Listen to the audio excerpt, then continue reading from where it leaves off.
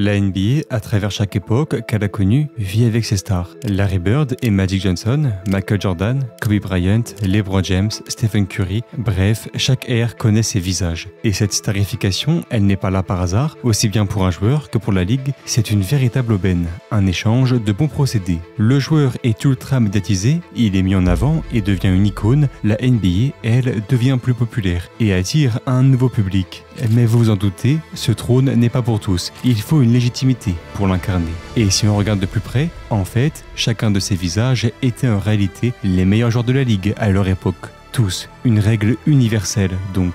Mais bon, pour chaque règle, il faut une exception, et celle-ci ne déroge pas. Car alors qu'après la retraite de Michael Jordan, beaucoup ont couru derrière ce statut, un autre joueur, lui, est allé à contre-courant. Un joueur monumental, représentant d'une des équipes les plus dominantes de l'histoire, avec l'un des plus grands palmarès jamais vus. Pourtant, il n'a jamais été le visage de la NBA, et il n'a jamais cherché à l'être. C'est avant tout un homme avec une personnalité plus simple qu'extravagante, un jeu plus méthodique qu'impressionnant. En bref, l'anti-star par excellence. Et pourtant, il a quitté la NBA comme l'un des plus grands champions de son histoire. Mais avant d'en arriver jusque-là, c'est avant tout un parcours émouvant, un rêve brisé, une promesse et une ascension fulgurante. Une fantastique histoire, celle du champion silencieux de la NBA, Tim Duncan.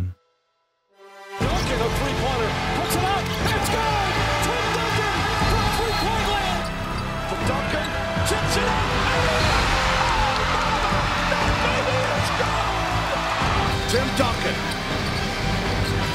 Tie. That's good. Yes!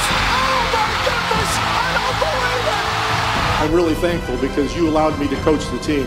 If your superstar can take a little hit now and then, everybody else can shut the hell up and fall in line. And that man did that for me.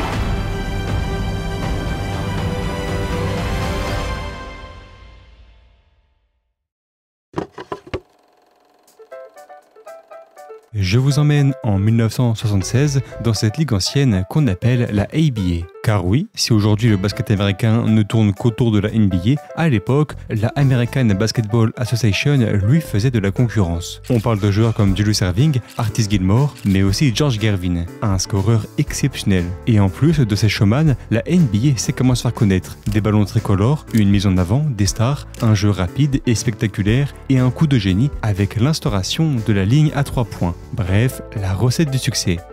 Enfin, le problème, c'est que je vous ai amené la mauvaise année, parce que 1976, c'est surtout la dernière année d'existence de cette fameuse ABA. Entre la faillite de beaucoup de ses franchises et la frustration de ses joueurs, il est impossible pour la ABA de continuer. C'est officiellement la fin de cette ligue. Ainsi, alors que certaines franchises disparaissent simplement, d'autres se font absorber par la NBA. Les New York Nets, aujourd'hui Brooklyn Nets, les Denver Nuggets, les Indiana Pacers, mais surtout les San Antonio Spurs. Leur star, George Gervin, en profitera pour sortir des saisons incroyables et construire une grande carrière, aujourd'hui sous-cotée en NBA. Et voilà donc le début d'une bien belle histoire. Il nous manque juste un détail, spécifiquement pour les Spurs, car 1976, c'est également l'année où naît le meilleur joueur de leur histoire. C'est le 25 avril 1976 que naît Tim Duncan dans les îles Vierges américaines, plus précisément sur l'île de la Croix. Là-bas, il sera éduqué par Lone et William Duncan, qui imposeront à lui et ses 3 frères et sœurs une éducation stricte. Ils ont le droit de s'amuser. D'ailleurs, Tim Duncan aime beaucoup la Nintendo 64 dans sa jeunesse, mais ils doivent aussi être respectueux et bien travailler à l'école. Et à côté de ça, Tim, lui, il se passionne de natation. D'ailleurs, il n'est pas le seul. Dans sa famille, sa sœur, Tricia, a participé au JO de 1988. Tim veut poursuivre ce rêve. Il veut devenir un grand nageur. Et entre sa persévérance et son physique, il devient vite un énorme prospect en natation, avec le 400 mètres nage libre comme spécialité. Une carrière de nageur en devenir donc. Sauf qu'il va avoir un frein, un drame même. En 1989, l'ouragan Hugo ravage son île et ses infrastructures, et dont, inéluctablement, la piscine où s'entraînait Tim Duncan. Plus de toit, plus d'eau propre et une peur accrue des requins qui lui empêche de s'entraîner dans l'océan. C'est un choc pour lui, il ne peut plus s'entraîner, la fin de son rêve. Mais le début d'un nouveau, car dans son désarroi, le mari de sa sœur, Ricky Lowry, l'initie au basketball. Il lui apprend les bases et Tim aime beaucoup. Comme il faisait de la natation, dans toute sa rigueur, il s'entraîne énormément sur le panier de basket que son propre père a construit rien que pour lui. Faisant 1m80, il apprend d'abord à jouer comme un arrière, mais une énorme poussée de croissance, le propulsant à plus de 2 mètres, va le forcer à se décaler à l'intérieur. Et ça va l'aider à avoir de bons fondamentaux, qui se montreront très utiles à l'avenir. Et à force d'entraînement, il devient tellement bon que quand il part pour l'université, en Caroline du Nord, jouer avec les Demon Deacons de Wake Forest, 2 ans lui suffisent pour devenir un énorme prospect. En 1995, il est élu meilleur défenseur de l'année dans le sac majeur de sa conférence, mais surtout, il est un des plus gros prospects au monde. Il est l'heure pour lui de rejoindre la NBA. Oui, mais non. Il y a une chose que je ne vous ai pas encore dit. Alors que Tim avait 14 ans, sa mère meurt des suites d'un cancer, un deuxième drame dans sa jeunesse. Et au moment de partir, Duncan lui a fait une promesse. Elle qui tenait à ce que ses enfants réussissent à l'école, il lui promet qu'il obtiendra son diplôme universitaire. Et Tim, c'est un gamin timide, introverti, mais avec un sens de l'honneur. Alors que les billets et le succès de la NBA sont à sa porte, il refuse et il préfère poursuivre l'université encore 2 ans pour honorer sa promesse et obtenir son diplôme.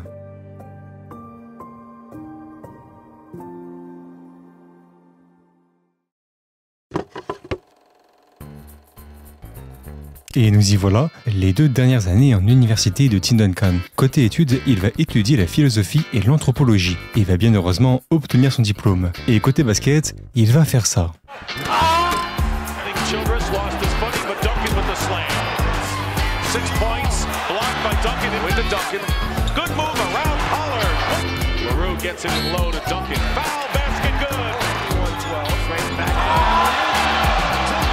En senior, il tourne à 20 points, 15 rebonds et 3 comptes de moyenne avec une domination énorme sur le terrain. Et avec 4 années en université, quelque chose de très inhabituel pour un joueur de son calibre, forcément, il va battre des records. Il devient le premier joueur de l'histoire à couper les 1500 points, 1000 rebonds, 400 contres et 200 passes décisives. Et à ce moment, il est le meilleur contreur de l'histoire de la NCAA. Évidemment, la finalité de ce cursus, c'est qu'il est le plus grand joueur de l'histoire de Wake Forest et de très loin. Et à côté de son talent, côté basket, il impressionne ses profs par son humilité. Il est un élève rigoureux et attentif en cours. Il est respectueux et c'est sans trop de problèmes qu'il obtiendra son diplôme tant attendu. Sa promesse a été respectée. Maintenant, il peut accomplir le rêve de beaucoup de franchises NBA depuis qu'il est courtisé. Et après plusieurs refus, Tim Duncan s'inscrit officiellement à la draft 1997 de la NBA.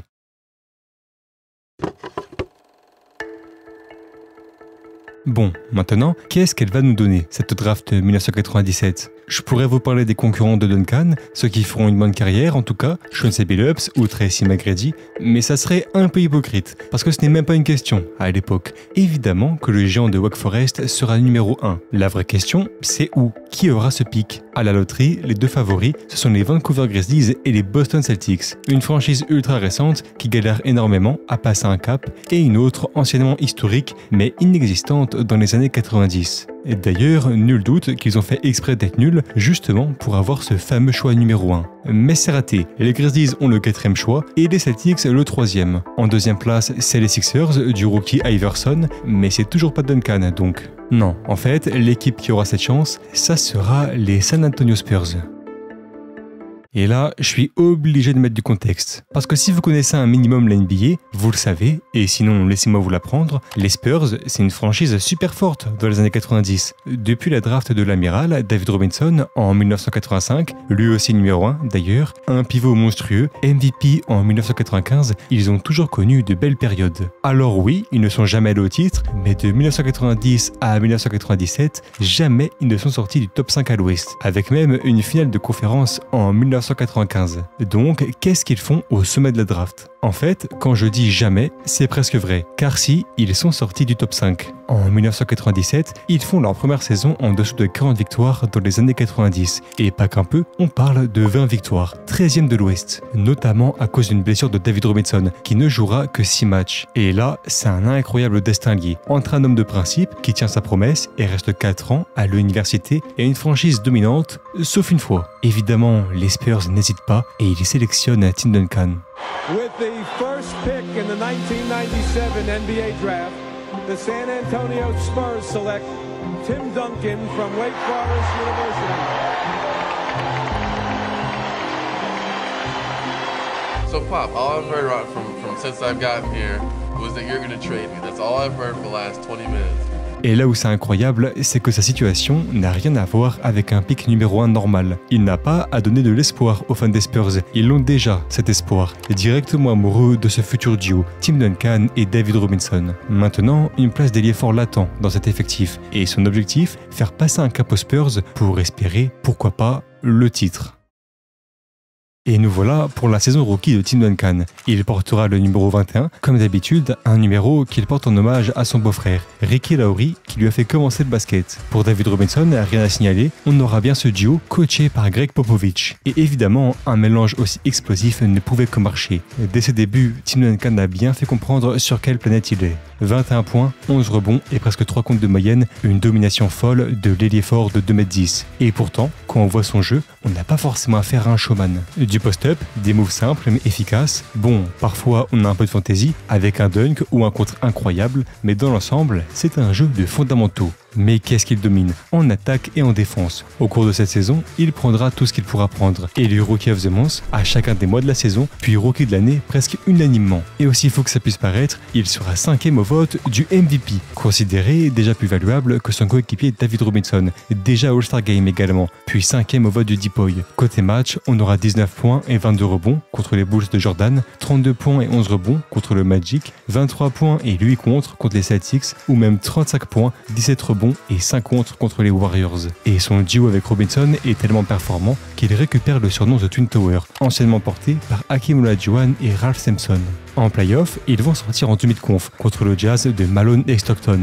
Mais c'est pas grave, ils n'étaient pas du tout favoris et de toute façon, même si par miracle ils étaient allés en finale, bon courage contre les Bulls de Jordan. Maintenant, tout ce qu'a à faire Duncan, c'est progresser et surtout dominer.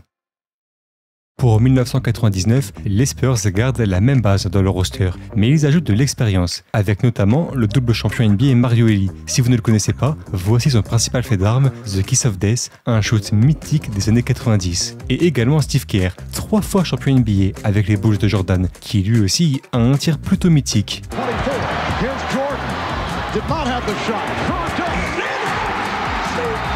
Ils viennent donc s'ajouter à Sean Elliott, Avery Johnson et No Twin Tower, un effectif vraiment sympa pour le coup. Bon, par contre, la saison sera très courte, 50 matchs seulement, dû au lockout, les joueurs renégocient leur contrat et il faudra attendre février pour que l'exercice commence. Mais sur le peu de matchs qu'il joue, Duncan continue d'exceller. 21 points, 11 rebonds, presque 3 comptes de moyenne, 2 matchs à 7 contre, un nouveau record en carrière avec 39 points contre les Grizzlies, il est toujours au top. D'ailleurs, alors qu'il n'est que sophomore, il passera vraiment pas loin du MVP, à la 3e place, pas si loin derrière Alonzo Mourning et Karl Malone. Et les Spurs sont la meilleure équipe de toute la NBA. Il sera All-NBA First Team aussi, il faut s'y faire maintenant, il est déjà le meilleur joueur des Spurs et l'un des meilleurs de toute la NBA. Mais bon, avec une saison aussi courte, j'ai rien de plus d'intéressant à vous dire. Alors, allons directement jeter un coup d'œil aux playoffs.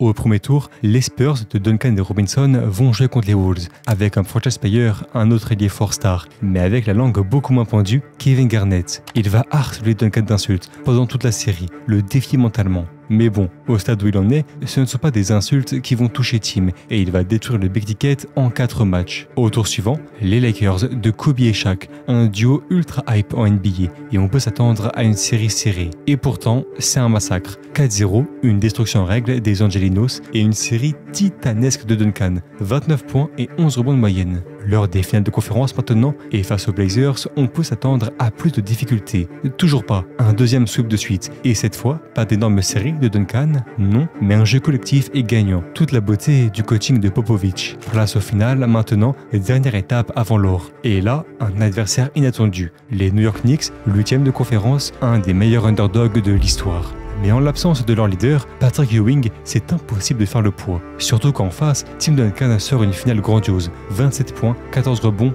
2 comptes de moyenne. Et il ne suffira que de 5 matchs pour que l'histoire s'écrive. Les San Antonio Spurs sont champions NBA.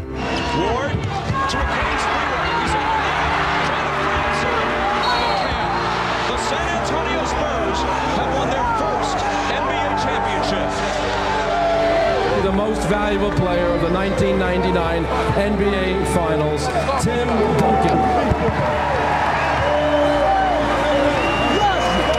un scénario et un titre incroyable pour ce nouveau coach qui gagne 3 ans après son arrivée, pour David Robinson, là depuis le tout début, qui s'est toujours battu pour ce titre, pour tout cet effectif et sa bravoure, mais surtout pour Tim Duncan, qui devient un des plus jeunes MVP des finales de l'histoire et qui prouve alors que derrière ce gamin timide se trouve en fait un cœur de champion. Et il ne cache évidemment pas toute sa joie, son émotion.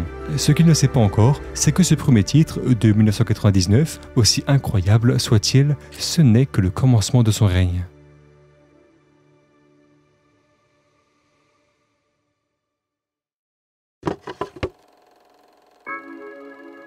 Pour la saison 2000, on va pas avoir de gros changements dans l'effectif. On peut noter l'arrivée de Terry Porter, et sinon, à la draft, les Spurs ont le pick 57. Rien d'intéressant donc. Et même si l'effectif des Spurs est toujours excellent, ils vont un peu souffrir de blessures, et notamment celle de Sean Elliott, qui ne jouera que 19 matchs cette saison. Tim Duncan, lui, en profite pour faire gonfler ses statistiques. L'ailier fort sort 23 points, 12 rebonds et 2 contre de moyenne. 42 points et 14 rebonds contre les Grizzlies, 46 points et 14 rebonds contre le Jazz, 33 points et 20 rebonds contre les Kings. Et en plus, malgré ses 35 ans, David Robinson est toujours à un bon niveau, et les Twin Towers se portent pour le mieux. Ils finissent la saison 4e de l'Ouest avec 53 victoires, de quoi à nouveau chercher le titre.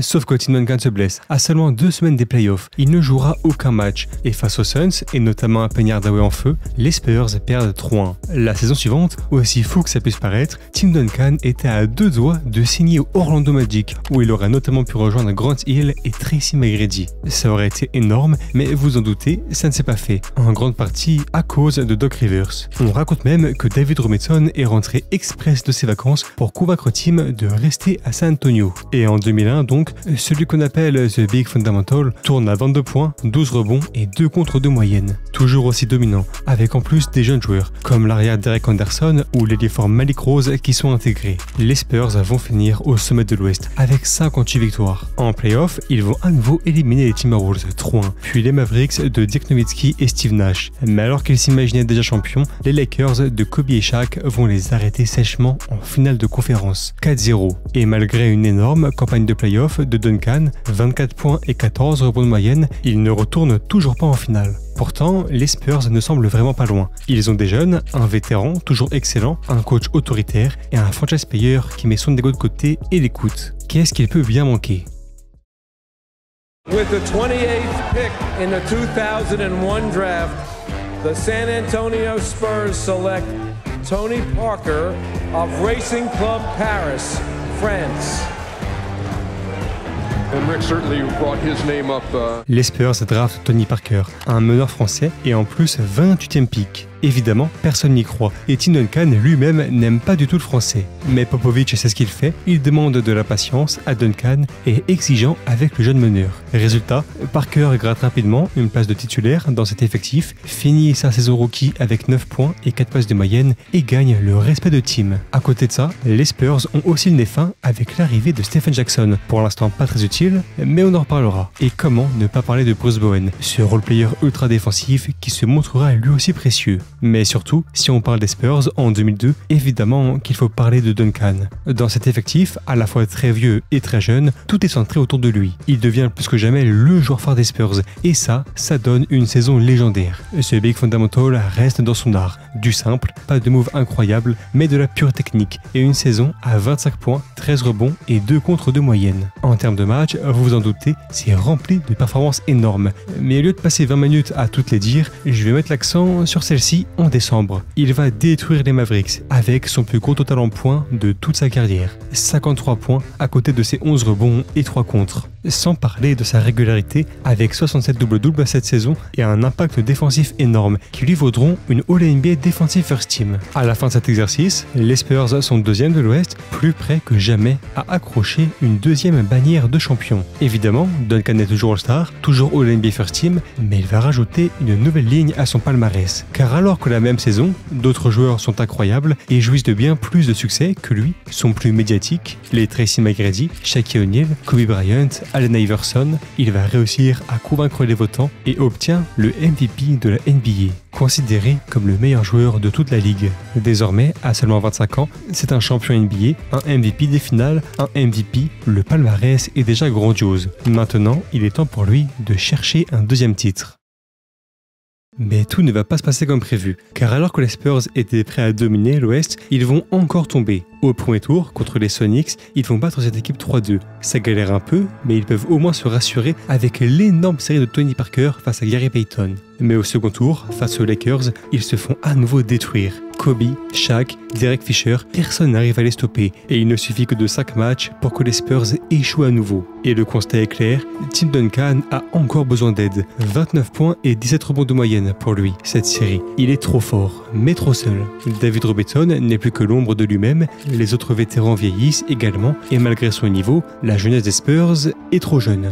Mais alors comment faire? Qui peut les aider? Il y a quelques minutes, je parlais du pic de draft des Spurs en 1999, soi-disant inutile. Jusqu'ici, oui, clairement. Pourtant, les Spurs vont prendre un risque à rappeler le joueur qu'ils ont drafté en 57e cette saison-là. Un joueur qui vient d'aller en finale de la Coupe du Monde face à la Yougoslavie et qui a même été nommé dans l'équipe type du tournoi. Un Argentin assez polyvalent mais qui n'a pas encore joué une seconde en NBA, un certain Manu Ginobili. À l'époque, cette signature ne fait pas trembler la NBA, pourtant c'est bien elle qui va changer l'avenir de ces Spurs.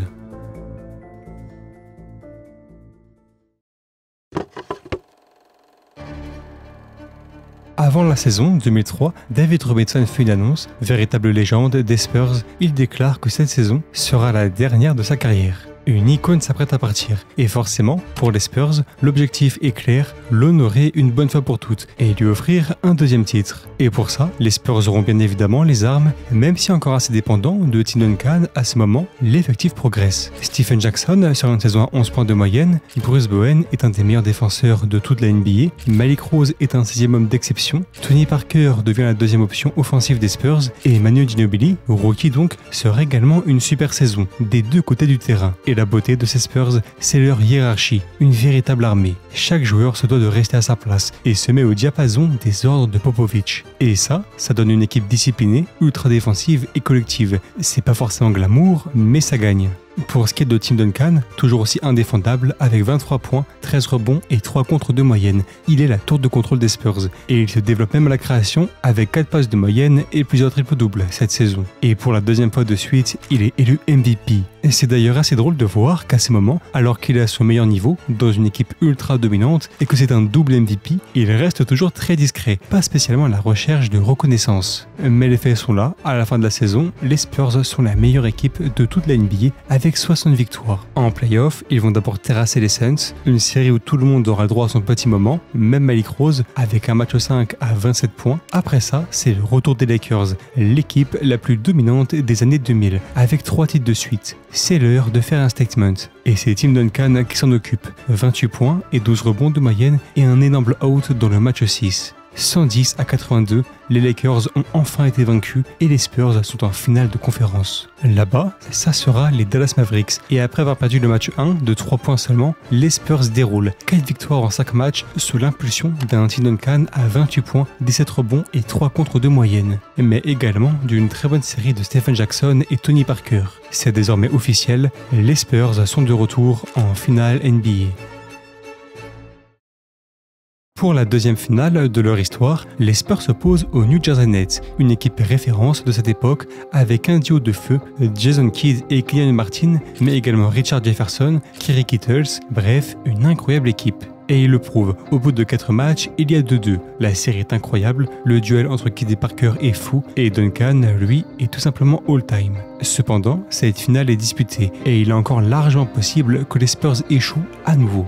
Mais l'histoire ne pourra pas s'arrêter comme ça. C'est impossible pour les Spurs de perdre, lors de la dernière saison de David Robinson. Match 5, 29 points, 17 rebonds et 4 contres pour ce Big Fundamental. Une folie. Mais si ce match 5 est une folie, alors comment qualifier le match 6 ? 21 points, 20 rebonds, 10 passes, 8 contres, à rien d'un quadruple-double légendaire. Peut-être le plus grand match de la carrière de Duncan. Et alors que les Spurs sont menés de 10 points dans le 4e quart-temps, ils font l'ultime effort. Duncan, Ginobili, même Robinson a droit à ce moment. Les Spurs sont champions NBA. The San Antonio Spurs are your world champions.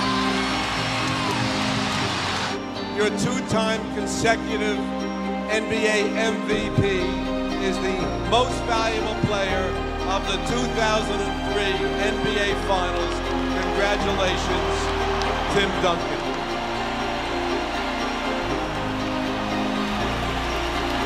Ce titre est magnifique, rempli de symbolique. Duncan offre un deuxième titre à Robinson, celui qui a toujours été là pour lui dès ses premières secondes en NBA. Évidemment, il est élu MVP des finales avec 24 points, 17 rebonds, 5 passes et 5 contres de moyenne. Et à côté de cette double réussite pour les Twin Towers et Popovich, c'est également une première réussite pour Parker, Ginobili, Bowen, Jackson, Rose, tous les artisans de ce succès. Maintenant, Duncan le dit lui-même, ça va lui faire bizarre de ne plus avoir Robinson à ses côtés, mais avec un groupe aussi jeune, si bien coaché, nul doute qu'ils ont encore de belles années devant eux. Pour la saison 2004, l'effectif va rester le même et chaque joueur reste à sa place. Manu Ginobili sera encore 6e homme. On peut cependant noter l'ajout de Robert Torrey, un joueur à ce moment 5 fois champion NBA, réputé pour ses gros shoots. Mais lui qui a 33 ans, ça semble un peu inutile de le signer maintenant. On en reparle plus tard. Et en 2004, les Spurs vont encore proposer une super saison. 3e de l'Ouest avec 57 victoires, ils seront certes devancés par les Lakers et les Wolves d'un Garnett MVP, mais ils restent l'une des meilleures équipes de la NBA. Duncan, lui, est toujours excellent, 22 points, 12 rebonds et presque 3 comptes de moyenne. Sur le terrain, il est intraitable. Il aura cependant un peu de mal à pleinement embrasser le rôle de leader de cette équipe. Bon, par contre, le vrai point noir de cette saison, c'est le nouvel échec en play-off, avec une série perdue en 6 encore contre les Lakers. Et histoire de rajouter un peu de dramaturgie, ce fameux match 5. Car alors que Tim Duncan venait de mettre un game winner légendaire pour prendre l'avantage 3-2, Derek Fisher en décide autrement. They get into Fisher. He scores! Derek Fisher scores at the buzzer! Il y a de quoi être dégoûté, mais Tim Duncan et ses Spurs vont se rattraper. En 2005, c'est officiellement le début du Big Three. Duncan, Parker, Ginobili sont tous incroyables et vont offrir une super saison. 59 victoires, 2e de l'Ouest, des résultats devenus habituels pour eux. D'ailleurs, même si très sous-coté dans cette équipe, Bruce Bowen est lui aussi un joueur majeur. 2e au Depoy, 40% à 3 points, un FUND d'exception. En play-off, après avoir facilement éliminé les Nuggets de Carmelo Anthony et Andre Miller, Tim Duncan offre une place en finale de conférence aux Spurs, avec un game winner qui lui va plutôt bien. Pas de step back ultra contesté, de lay-up acrobatique, juste un peu de toucher de la raquette et une victoire bien méritée. En finale de conférence, c'est les Suns, une équipe ultra offensive, coachée par le visionnaire Mike D'Antoni, avec Steve Nash et Amar'e Stoudemire. Stoudemire qui d'ailleurs pose une série exceptionnelle, 37 points et 10 rebonds de moyenne, mais se fait éliminer en 5 matchs. Et même si évidemment Duncan est toujours énorme, il faut aussi mettre l'accent sur ce désormais Big Three. À eux 3, ils vont tourner à 70 points de moyenne. Et là, on n'est pas sur un trio de stars, comme on pourra voir plus tard, dans les années 2000, mais plutôt sur 3 joueurs qui se complètent parfaitement. Un big man ultra dominant, une pile électrique des deux côtés du terrain et un artiste. Maintenant, il est temps pour eux de retourner en finale NBA.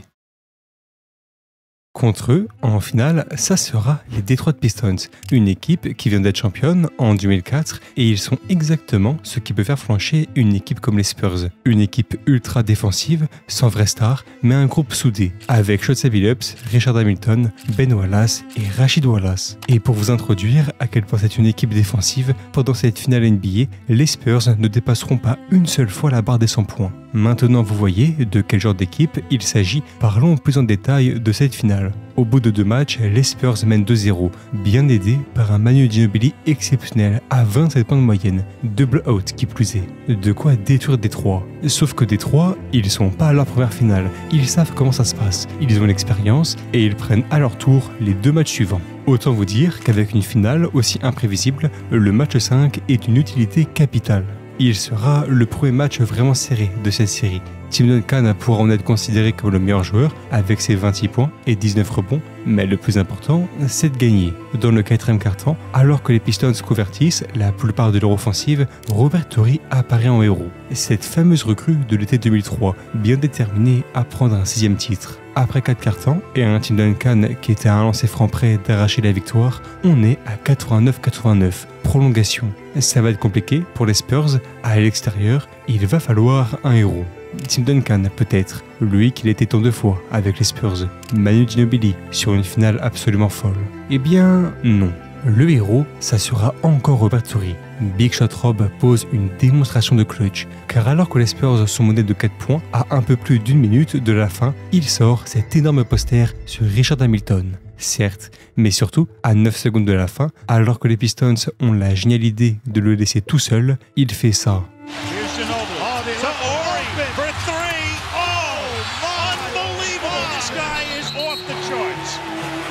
Un shoot légendaire de plus dans son catalogue. Les Spurs mènent désormais 3-2, à un seul match du troisième sacre de Tim Duncan. Ils perdent cependant le match 6, les Pistons cette fois plus clutch qu'eux. Mais dans le match 7, le rêve va devenir réalité. Robert Torrey sera encore clutch. Il provoque un passage en force dans les derniers instants du match. Duncan pose 25 points et 11 rebonds. Et plus généralement, c'est tous les Spurs qui s'activent. Après une finale totalement folle et un ultime match qui lui fait honneur, disputé du début à la fin, Tim Duncan et ses Spurs rentrent plus que jamais dans la légende de la NBA. Les Spurs obtiennent leur 3e titre. And the San Antonio Spurs, with tough defense, and Tim Duncan answering a lot of questions. It is my pleasure to present the most valuable player trophy to none other than Tim Duncan. Where are you? Un nouveau titre majeur. Tim Duncan devient un joueur 3 fois champion avec 3 MVP des finales et également 2 MVP. Un palmarès fabuleux. Mais Manu Ginobili rentre lui aussi dans la légende avec sa grande finale. Greg Popovich aussi, qui au-delà d'être un coach, a noué une relation de confiance solide avec Duncan. Il devient le 5e coach à gagner au moins 3 fois. Et n'oublions pas Tony Parker et Bruce Bowen, désormais double champion. Bref, un titre qui sonne comme une consécration, avec Tim Duncan qui devient l'un des plus grands joueurs de l'histoire, et les Spurs l'une des plus grandes franchises. Et pourtant, c'est toujours pas fini.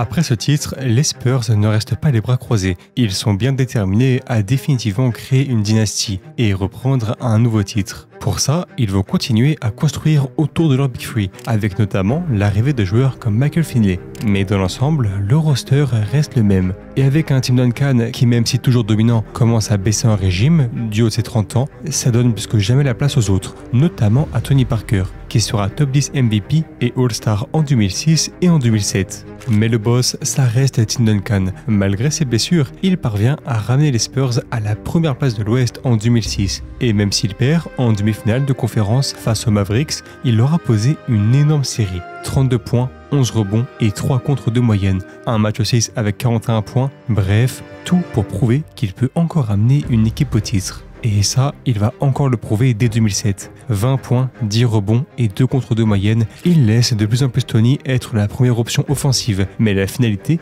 c'est qu'après une saison régulière bien réussie, comme d'habitude pour lui, il passe en mode turbo en playoff. 22 points, 12 rebonds et 3 contre 2 moyenne sur la campagne de 2007. Il détruit d'abord les Nuggets de Carmelo Anthony et Allen Iverson, puis les Suns, pour la 4e fois d'ailleurs depuis qu'il est aux Spurs, et enfin, en finale de conférence, ça sera le Jazz de Carlos Boozer et Deron Williams qui vont prendre tarif. Seulement 3 défaites sur toute leur épopée à l'Ouest, une domination incroyable. Et maintenant, l'heure des finales pour y retrouver un adversaire de taille. C'est LeBron James qui est sorti de l'Est. Lui qui joue dans un effectif assez faible avec les Cavaliers vient pourtant de poser une campagne de playoff all-time. Et tout porte à croire que 2007 sera l'avènement du nouveau roi de la NBA, LeBron James.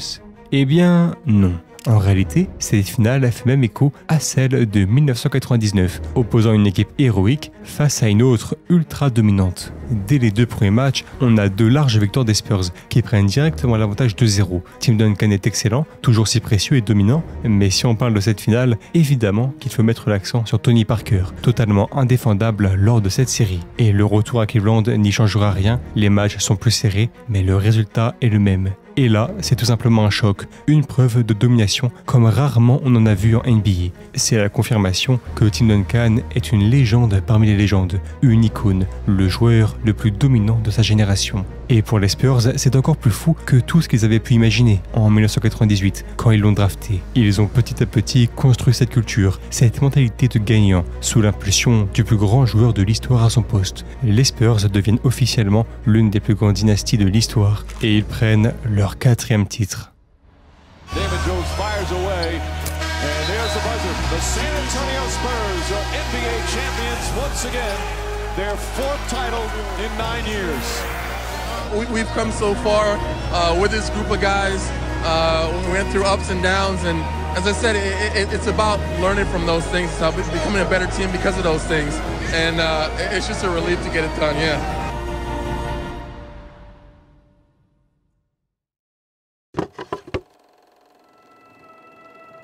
Après ce titre des Spurs, le constat semble clair, cette équipe est invincible. Et tant que le trio Duncan, Parker, Ginobili sera toujours au niveau, ils vont continuer à rouler sur la NBA. Mais la NBA est une ligue cyclique, et après chaque grande période, se trouvent souvent des désillusions. Les Spurs n'échapperont pas à cette règle. Après 2007, saison après saison, ils vont avoir droit à des échecs plus humiliants les uns que les autres. En 2008, Tim Duncan est toujours excellent, avec presque 20 points et 11 rebonds de moyenne, et il emmène les Spurs à la 3e place de l'Ouest, avec 50 victoires. Mais en play-off, après une série folle contre les Suns, avec même un match 1 avec 15 points, 15 rebonds et un improbable game winner à 3 points,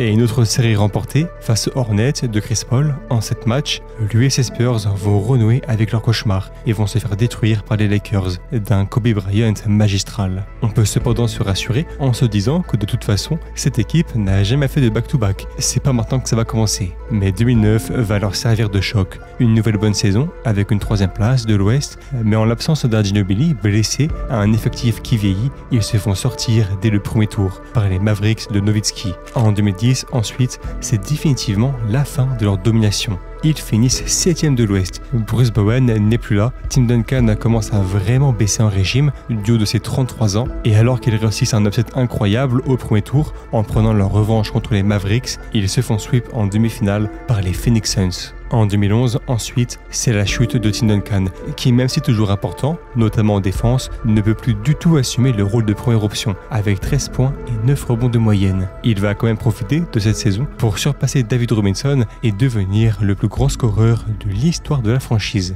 Et alors que les Spurs ont fait miroiter un retour au sommet, finissant premier de l'Ouest avec 61 victoires, en play-off, il se passe ça. 17 in the fourth quarter. Mayo finishes it off at the free throw line. There's the buzzer. The Grizzlies, for the first time in franchise history, are in the second round of the NBA playoffs. Ils se font battre par le 8e de leur conférence, des Grizzlies héroïques, la plus grande humiliation de l'histoire de la franchise. Et à ce moment, ce qu'on se dit 4 ans après que San Antonio ait remporté le titre, c'est que cette dynastie est finie. En fait, le problème, c'est que cette équipe, elle est encore trop à l'ancienne, pas encore vraiment adaptée aux jeux modernes de la NBA. Surtout à cette époque où des équipes comme le Miami Heat et sa super team, les Bulls avec un Derrick Rose MVP ou OKC et leur jeunesse fougueuse semblent représenter le futur. Comprenant ce problème, ils vont recruter ce dont ils ont besoin. Loin de l'idée de construire une super team, les Spurs vont adapter leur roster avec la nouvelle NBA. Ils ajoutent des joueurs offensifs qui peuvent shooter avec un peu de jeunesse. On parle de Danny Green, Patty Mills, Boris Dio, mais surtout de la draft d'un joueur très spécial, Kawhi Leonard.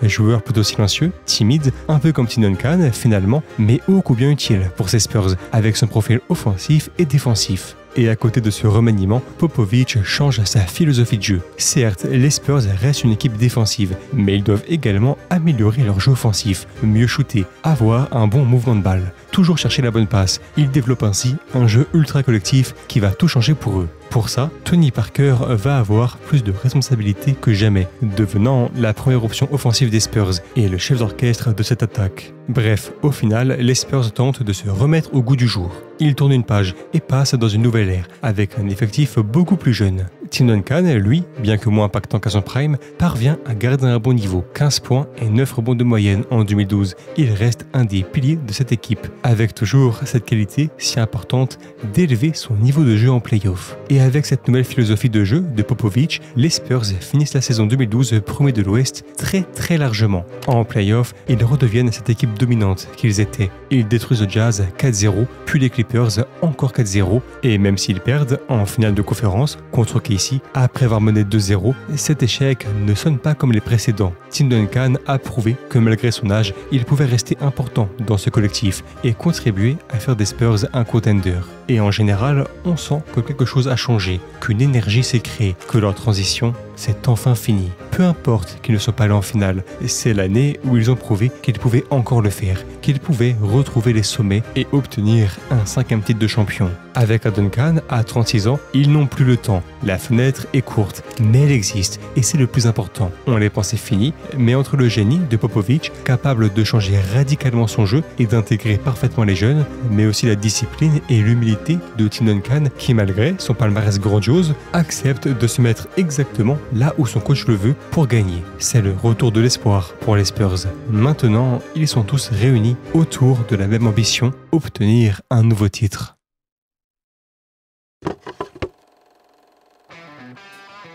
En 2013, toujours à la recherche du parfait jeu offensif, les Spurs donnent beaucoup plus de responsabilités à leurs nouveaux joueurs. D'ailleurs, à l'image de cette ascension offensive, cette saison, Parker finit 6e au vote du MVP après une saison à 20 points de moyenne. Tim Duncan, lui, bien que très âgé, va faire preuve d'une longévité incroyable. 18 points et 10 rebonds de moyenne cette saison et parfois même des matchs incroyables. 22 points et 21 rebonds contre le Jazz, 31 points et 18 rebonds contre les Nuggets ou même 34 points et 11 rebonds contre les Clippers. Des performances signes d'un très bon joueur, mais aussi d'une hygiène de vie irréprochable et une vraie éthique de travail. Au final, après une saison largement bien menée de leur part, comme d'habitude, de toute façon, ils se classent à la 2e place de l'Ouest avec 58 victoires. Kawhi Leonard est ultra important avec sa défense et ses 12 points par match. Danny Green est un vrai sniper avec 43% à 3 points et même Thiago Splitter fait un excellent travail à l'intérieur.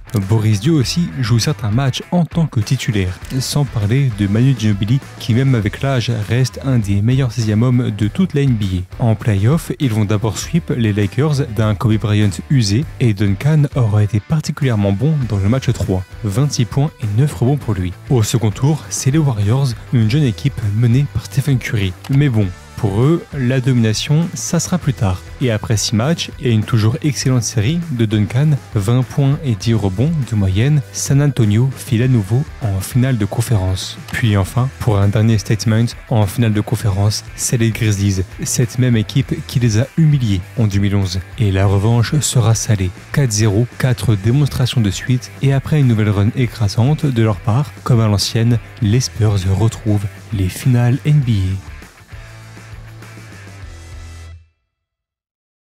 En finale NBA, les Spurs recroisent un vieil ennemi, LeBron James, 7 fois joueur du Heat de Miami. Mais là, les rapports de force ne sont plus les mêmes. Avec Wade et Bosh, LeBron joue désormais dans une équipe dominante, championne en 2012, qui atteint les finales pour la 3e fois de suite. Et LeBron sort de l'une de ses meilleures saisons en carrière, une saison 2013 où il aura été, sans aucun débat possible, le meilleur joueur de la NBA. On s'attend donc à une finale légendaire entre ces deux formations, et c'est bien ce qui se passera. Dès le match 1 à Miami, on a un match serré du début à la fin avec un scénario fabuleux, car alors que les Spurs sont restés en dessous les 3 premiers quarts-temps, ils prennent la victoire avec un dagger clutch de Tony Parker. Dans le match 2, le Heat se remet dedans avec une large victoire, 103-84. Match 3, au tour des Spurs de taper fort, 113-77, un gigantesque blowout avec Danny Green en héros.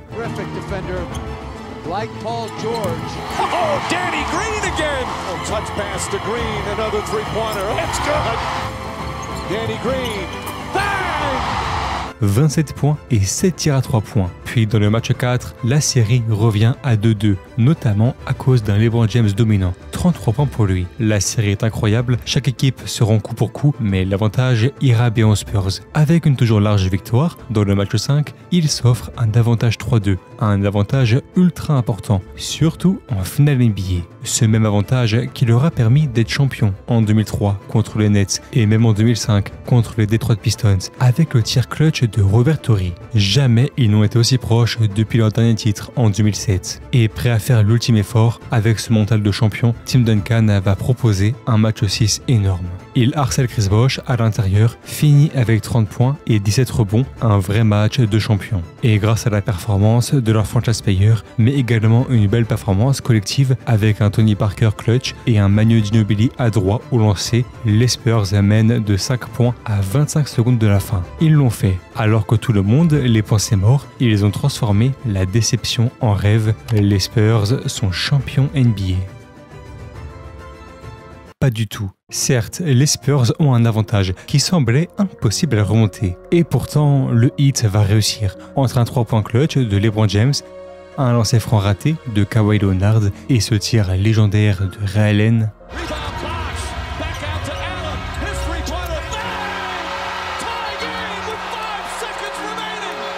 Le Heat parvient finalement à s'imposer et force un 7e match. C'est d'autant plus frustrant pour Tim Duncan, lui qui a détruit la raquette de Miami. Ce match n'était même pas là lors de l'ultime action. Un choix à risque de Popovich qui ne se montrera pas payant, bien au contraire. Mais il reste un match 7. Les Spurs peuvent encore le faire. Toujours pas. Dans le match 7, San Antonio réussira à tenir bon, mais ils vont finir par craquer. Et un LeBron James clutch va définitivement détruire leur rêve de titre. James pulls up, puts it in, 4-point lead. Eux qui étaient à rien de faire mentir le monde et de devenir une des franchises les plus victorieuses avec 5 titres, ils goûtent à leur première défaite en finale. Quand chacune des légendes des Spurs revient sur cette désillusion, les sentiments sont les mêmes. Un cauchemar, du dégoût et un souvenir qui les hante. Et à ce moment, ils le savent, ils vont continuer à se battre pour pouvoir à nouveau avoir une chance de retrouver le titre. Mais peut-être que pour les Spurs, et plus spécialement pour Tim Duncan, cette finale de 2013 était en fait leur dernière chance. Mais pour 2014, ils vont garder la tête haute. L'effectif reste plus ou moins le même, ils vont juste y rajouter Marco Bellinelli et profiter de l'explosion de Patty Mills. Et le maître de cette saison, ça sera Popovich. Il va développer une lubie, un idéal, celui d'un jeu plus collectif que jamais, d'un mouvement de balle ultime, constamment à la recherche du meilleur shoot possible. Typiquement, cette saison, aucun joueur des Spurs ne dépassera les 17 points de moyenne. Même Tim Duncan finira avec 15 points par match. Mais ne nous y méprenons pas, car cette saison 2014 sera l'apogée du Spurs basketball. Des mouvements de balle plus fous les uns que les autres, un jeu léché, une identité visuelle bien à eux, un basket plus poussé que jamais. Dans cet engrenage parfaitement installé, le rôle de Duncan est capital, un pilier défensif, mais également une pièce importante en attaque, avec des écrans bien placés, un bon positionnement et une facilité à faire circuler la balle. Et ça marche. Cette saison, les Spurs sont diablement efficaces. Tout le monde arrive à être important. Tony Parker sera encore le meilleur scoreur. Kawhi Leonard progresse offensivement et devient également l'un des meilleurs défenseurs de la ligue. Boris Dio est ultra polyvalent. Danny Green et Patty Mills sont tous les deux en fusion, largement au-dessus des 40% à 3 points. Bref, l'apogée de leur collectif. Et dans une ère où les super teams sont de plus en plus présentes et où les équipes sont souvent construites autour d'une star, ce style de jeu est révolutionnaire. Et après avoir fait de chacun de leurs matchs une véritable œuvre d'art, ils finissent la saison en tant que meilleure équipe de toute la NBA avec 62 victoires. Mais depuis qu'il est aux Spurs, Tim Duncan n'a fait que ça, des grosses régulières. Il est d'ailleurs l'un des joueurs les plus victorieux all-time. Mais ce que lui et ses Spurs veulent, c'est une revanche, rattraper l'affront qui leur a été fait et montrer qu'ils peuvent réussir à imposer leur jeu, défier les lois de leur époque. Et c'est avec ça en tête qu'ils se préparent pour un dernier chef-d'œuvre.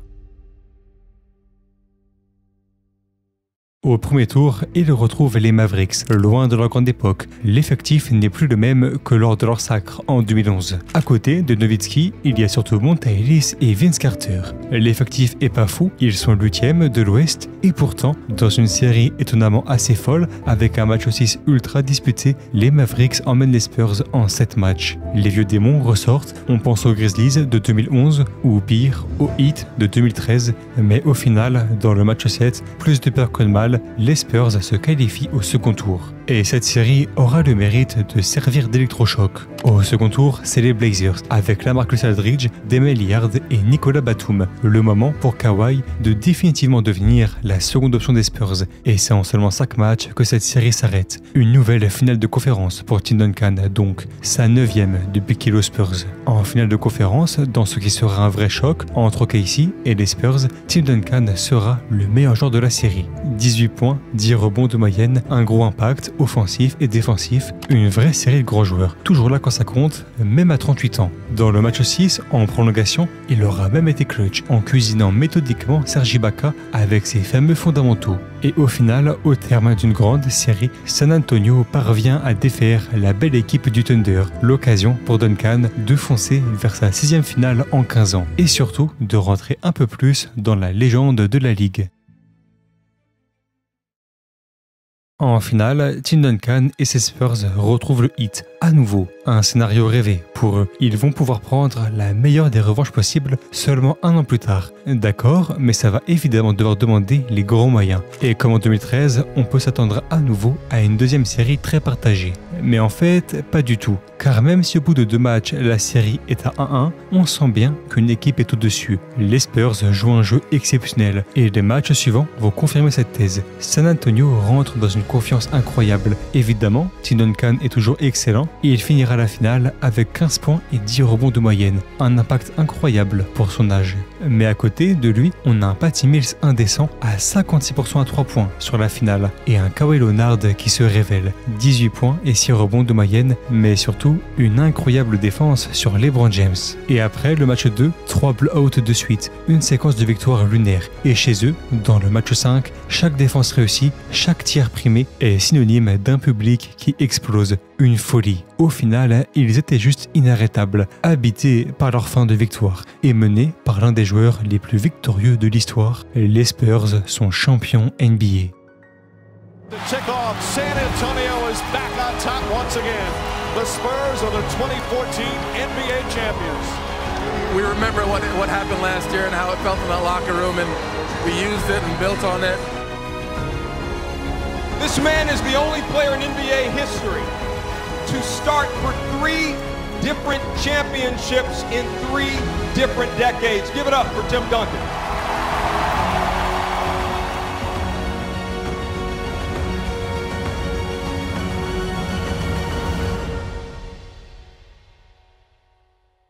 Pour Tim Duncan, c'est juste surréaliste. Lui qui a fait sa carrière dans le plus grand des silences, simplement à la recherche de victoires, obtient un 5e titre. Et même s'il n'est pas MVP des finales, évidemment que ça ne change rien à sa fabuleuse legacy et qu'à San Antonio, il est accueilli en héros. Quand il a été drafté, en 1997, les Spurs avaient une armoire à trophées vide. Désormais, ils sont l'une des plus grandes franchises de l'histoire. Un récit fabuleux d'un joueur humble qui a su se réinventer, trouver le rôle parfait et devient ainsi l'un des plus grands de son sport.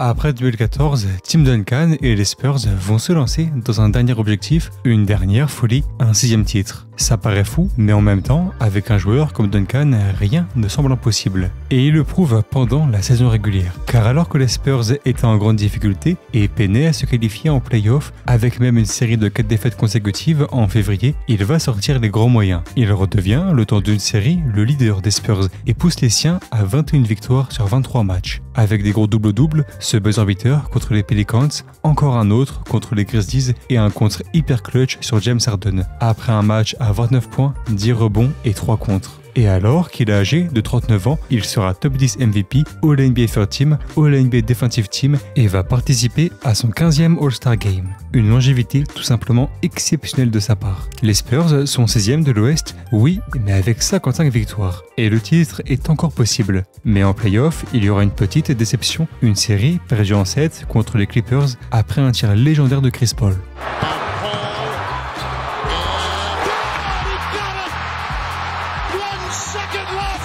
Après ça, en 2016, les Spurs recrutent le All-Star LaMarcus Aldridge et avec l'ascension de Kawhi Leonard qui devient une superstar et l'un des meilleurs joueurs de la NBA, on sent que c'est un nouveau cycle pour San Antonio. Que ce soit Parker, Duncan et Ginobili, ils sont tous mis au second plan avec de grandes chutes statistiques. Ce qui n'empêche pas aux Spurs de finir 2e de l'Ouest avec 67 victoires, le meilleur résultat de leur histoire. Mais malheureusement, ils vont encore se faire sortir, cette fois au second tour par le Thunder. Pour Tim Duncan, l'âge se fait sérieusement sentir, il finit la saison à 8 points de moyenne et sera pas excellent en play-off. Mais peu importe le niveau de sa légende, car les Spurs sont encore très forts. Et lui, à qui il reste 1 an de contrat, après quoi il prendra sûrement sa retraite, il est largement possible que Duncan puisse bel et bien prendre son 6e titre en tant que vétéran. Bon, sauf que non, pas du tout. loin de là. Car à l'été 2016, Tim Duncan prend une grande décision, celle de quitter les parquets NBA. Il s'expliquera plus tard, disant qu'il ne prenait plus vraiment de plaisir sur le terrain et qu'il était également temps de passer le flambeau à la jeunesse des Spurs. Et au final, c'est la meilleure fin de carrière pour lui. Une fin dans la discrétion, comme il aime tant. Pas de farewell tour, de grande annonce, de dernière saison, comme avait pu le faire David Robinson, de derniers matchs légendaires. Juste un communiqué des Spurs qui annonce que Duncan en a officiellement fini. Un départ simple pour un joueur simple. Bon, mais il aura beau faire ce qu'il veut, il ne pourra pas échapper à quelques cérémonies et surtout le retrait de son maillot par les Spurs. Une manière pour la franchise d'honorer le plus grand joueur de son histoire. L'occasion pour Popovich de lui livrer un magnifique discours. And then we lived on the beach for a few days and we swam and we talked. And from that moment I knew that he was a special individual because he basically talked about everything but basketball. And we've been the recipients of that intelligence. Évidemment, eux qui ont tout gagné ensemble sont liés à vie dans le succès des Spurs. Un duo iconique entre un coach ultra rigoureux et strict et un joueur qui se met à l'écoute, peu importe son statut, et donne l'exemple. Finalement, Duncan vit sa fin de carrière plutôt tranquille, mais toujours proche des Spurs. On le voit souvent à l'entraînement enseigner un peu de son savoir avec les jeunes. Il sera assistant coach en 2020 et après ça, il sera même très proche de la nouvelle génération, notamment de Victor Wembanyama, nouveau choix numéro 1 des Spurs après lui et David Robinson. Puis on le verra également aux côtés de Popovich quand il annonce sa retraite. Et évidemment, le plus important, une récompense légendaire car en 2021, il est intronisé au Hall of Fame de la NBA. We'll try to get through this. This is the most nervous I've ever been in my life. Been through finals, game sevens. This is officially the most nervous I've ever been in my life. My mom and my dad, William and Ione Duncan, a combined zero basketball knowledge. But they taught me more about the game than anyone else. You heard the mantra that my mom instilled in me: good, better, best. Never let it rest till your good is better and your better is your best. Pendant son discours, avant de parler de lui, il parlera surtout de Greg Popovich, de Tony Parker, Manu Ginobili, des Spurs en général, bref, du Tim Duncan dans le texte. Au final, un personnage assez important de cette franchise, mais Tim Duncan, c'est bien plus que ça. C'est avant tout une mentalité, une philosophie de jeu. Car lui, qui a grandi dans la NBA post-Jordan, celle où tout était plus fou, plus médiatisé, plus extravagant, lui a choisi la simplicité, que ce soit avec sa personnalité ou même son jeu. Et à l'arrivée, ce que ça a donné, c'est une carrière fantastique. Un joueur qui fait partie des 4 joueurs à avoir gagné 1000 matchs de saison régulière, qui n'a jamais raté les playoffs de toute sa carrière, qui a formé, avec Parker et Ginobili, le trio le plus victorieux de l'histoire de la NBA. Et que dire de son palmarès? 15 sélections au All-Star Game, 10 sélections à la All-NBA First Team, 2 MVP, 5 titres, 3 MVP des finales, l'un des plus grands palmarès jamais vus. Il n'a jamais eu besoin de faire du bruit, de se mettre en avant, bien au contraire. Lui, il priorisait le nous, les Spurs, ses coéquipiers, son coach, et en dépit de son silence, c'est ses récompenses qui ont parlé à sa place. Aujourd'hui, on se souvient de lui comme l'un des plus grands joueurs de l'histoire. Et c'est ce qu'il est, un joueur fidèle qui a construit toute une carrière avec une seule et même franchise, qui a bâti une des plus grandes dynasties de l'histoire de la NBA.